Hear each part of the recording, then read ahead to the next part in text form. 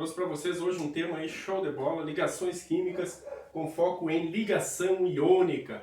A ligação iônica é aquela ligação que ocorre entre metais e não metais por doação de elétrons. Então, como que funciona ou como se procede o ajuste nessa questão da ligação iônica? Lembrem que para qualquer tipo de ligação, seja ela covalente ou iônica, tu tem que saber o número de elétrons na camada de valência. De que forma você descobre o número de elétrons na camada de valência? É muito simples, né? Basta tu consultar na tabela periódica quando tu tiver acesso, né? No próprio símbolo do elemento, ali abaixo do símbolo do elemento, vai ter os níveis de energia. O último nível preenchido é os elétrons da camada de valência. Ou ainda tu pode te basear pela família. Então a família, o número da família está de acordo com o número de elétrons da camada de valência. Então, para fazer a distribuição eletrônica baseada no diagrama de Linus-Pauling, eu preciso saber do número atômico. Então eu pesquiso o número atômico lá na tabela periódica. O número atômico é equivalente ao número de elétrons. E aí, usando o diagrama de Pauling, eu faço a distribuição eletrônica nos níveis de energia até encontrar o número de elétrons da camada de valência. Então vamos lá, se o magnésio é 12, a distribuição fica 1s2, 2s2, 2p6 e 3s1. Confere? 2, 4, 10, 11, né? 3s2, então, para fechar os 12 elétrons que eu estou distribuindo. Qual o número de elétrons na camada de valência do magnésio, do Mg? 2. Então, esse 2 é o número de elétrons na camada de valência. São esses elétrons que eu vou estar fazendo ou aplicando com eles a teoria do octeto. Flúor, 9, como que fica? 1s2, 2s2, 2p5. Então, 2, 4 com 5, 9. É o número de elétrons que eu estava fazendo a distribuição eletrônica no caso do flúor. Feito isso, quantos elétrons eu tenho na camada de valência do flúor? Veja bem, o 2s2 e o 2p5 estão na camada de valência. Então, o que eu devo fazer? Somar 2 mais 5. O flúor tem na camada de valência 7 elétrons na camada de valência. Sabendo o número de elétrons da camada de valência de cada elemento, se torna um pouquinho mais simples. Vamos lá então. Próximo passo. Colocar um elemento do lado do outro, o Mg e o flúor. Simbolizar os elétrons de cada um dos elementos, o número de elétrons. Então, o Mg, que é o magnésio, é 2 elétrons. E o flúor, simbolizar aqui por bolinhas. O flúor tem 1, 2, 3, 4, 5, 6, 7 elétrons. Então, a teoria do octeto indica o quê? Que ele tem que estabilizar com 8 elétrons. O flúor, para 8, falta 1. Então, o que é mais fácil para o flúor? Né? Teoria do octeto, 2 ou 8. É mais fácil para ele doar 5 elétrons e estabilizar com 2? Ou é mais fácil ele receber 1 elétron? Mais fácil receber. Então, as moléculas tomam sempre o caminho mais curto. Então, recebeu esse elétron do magnésio, ele ficou com 1, 2, 3, 4, 5, 6, 7, 8. Estabilizou o flúor. Porém, não é tão simples quanto parece. O magnésio tem 1 elétron sobrando. Ou seja, ele se encontra com 1 elétron na camada de valência. Ele precisa ficar com 8.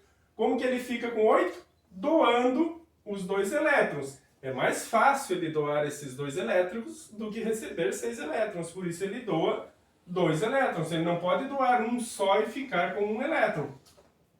Nesse caso, o magnésio estaria ainda em desequilíbrio eletrônico.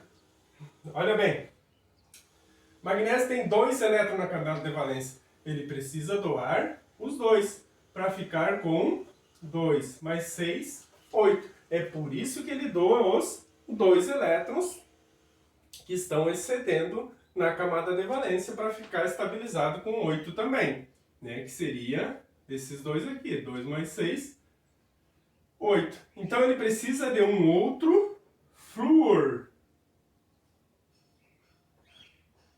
Esse flúor vem para cá com os mesmos 7 elétrons da camada de valência. Tá? Então ele vai receber mais esse elétron do magnésio, vai estabilizar com 8, 8, perdeu os dois que tinha em excesso, 8.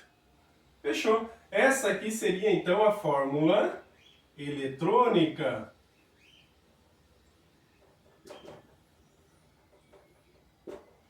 A fórmula iônica, veja bem, fórmula iônica, o próprio nome já diz, ligação iônica. A fórmula iônica fica da seguinte maneira: Mg, veja bem, ele perde, ele doa. Se ele doa, positivo. Se ele recebe, sinal negativo. Então, se ele doa 2, perde 2, fica 2 mais. Essa é a fórmula iônica. O outro elemento da ligação é o flúor. Quantos flúor tem? 2. Então, 2 flúor. Cada flúor recebeu um elétron. Se ele recebeu, sinal negativo. Então, eu tenho aqui a fórmula eletrônica e a fórmula iônica para a ligação entre magnésio e flúor. Simples, tranquilo de aplicar, sempre lembrando que tem que ter o conhecimento do número de elétrons da camada de valência, conhecer a teoria do octeto e aplicá-la. Fechou? Primeiro exemplo. Pessoal, tocando em frente então aqui, ó. Lembrem que no exemplo anterior a gente ficou na fórmula iônica. Então a partir de agora eu vou mostrar para vocês como chegar à fórmula molecular a partir da fórmula iônica. É bem simples. Tu vai ter lá sempre como características das fórmulas moleculares das fórmulas iônicas, tu vai ter sempre o cátion primeiro e o ânion em segundo plano. Basta tu fazer o quê? Cruzar, né? Cruza os números que tu tem de informação dos ânions e tu terá a fórmula molecular. Então, x, 2 mais, y, 3 menos, tu cruza as informações que tu tem e vai ficar x, 3, y, 2. Simples assim. Então, a fórmula molecular do Mg-flúor, do fluoreto de magnésio, fica. Se eu for cruzar os dados aqui, ó, sinal negativo é como se tivesse um 1 aqui, né? 1 negativo, 1 menos. E aqui no magnésio, 2 mais. Então, Mg cruzando 1, né? Quando é 1 tu não precisa colocar nada. Flúor cruzando, né? 2 mais, vai ficar flúor 2. E tá montada a fórmula molecular do fluoreto de magnésio. Então vamos montar a fórmula molecular aqui entre o oxigênio e o alumínio, ou vice-versa, entre o alumínio e o oxigênio. Então, AlO. Então, o 2 que está aqui no alumínio, ele vai passar para baixo do oxigênio. O 3 que está em cima do oxigênio vai passar para baixo do alumínio. Ou seja, eu tenho Al3O. Essa é a fórmula molecular. Próximo aqui, ó, eu tenho potássio e tenho o oxigênio.